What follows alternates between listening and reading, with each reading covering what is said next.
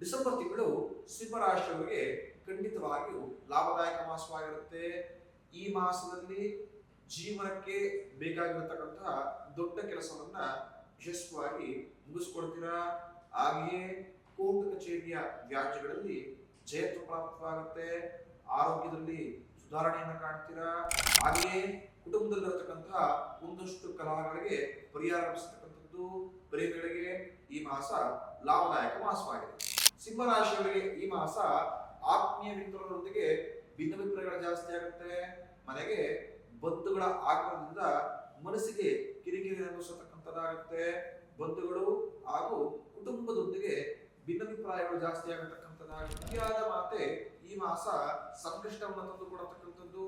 ದಾಯಾದಿಗಳು ಹಾಗೂ ಸ್ನೇಹಿತರೊಂದಿಗೆ ಈ ಮಾಸದಲ್ಲಿ ಭಿನ್ನಾಭಿಪ್ರಾಯಗಳು ಜಾಸ್ತಿ ಆಗುತ್ತೆ. ಹಣಕಾಸಿನ ವ್ಯವಹಾರವನ್ನು ಮಾಡುವಂತವರು ಈ ಮಾಸ ಜಾಗೃತೆಯಿಂದ ಇರತಕ್ಕಂಥದ್ದು. ಮೋಸ ಹೋಗತಕ್ಕಂತಹ ಚಾನ್ಸಸ್ಗಳು ಜಾಸ್ತಿ ಇರುತ್ತೆ.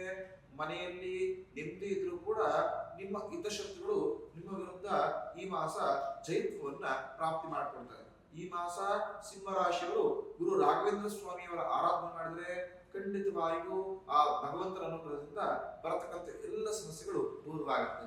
ಈ ರೀಲ್ಸ್ ಇಷ್ಟವಾದ್ರೆ ನಿಮ್ಮ ಸ್ನೇಹಿತರೊಂದಿಗೆ ಶೇರ್ ಮಾಡಿ ಹಾಗೂ ನಮ್ಮ ಅಕೌಂಟ್ ಅನ್ನು ಫಾಲೋ ಮಾಡೋ ಮುಖಾಂತರ ನಮ್ಮನ್ನ ಪ್ರೋತ್ಸಾಹಿಸಿ ಅಂತ ಕೇಳ್ಕೊಳ್ತೇನೆ. ಶುಭಮಸ್ತು.